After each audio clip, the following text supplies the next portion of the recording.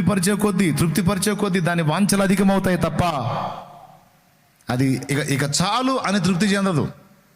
దాని జాతి లక్షణం అది. ఏ జాతి లక్షణం? మన శరీర జాతి లక్షణం అది.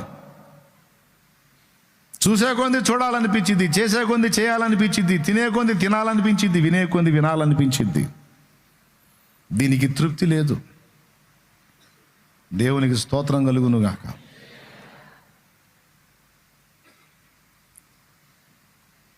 ఇలాంటి జీవితాన్ని, ఇలాంటి శరీరాన్ని సంతోషపెట్టడానికి దేవుని ఇష్టాన్ని, దేవుని చిత్తాన్ని, దేవుని ఉద్దేశాలని, దేవుని ఆలోచనలను పక్కన పెట్టేసి మన సొంతంగా వేసే అడుగులు మనకి ఎంత నష్టాన్ని కలిగిస్తాయో మనకి జీవితంలో అర్థమైంది.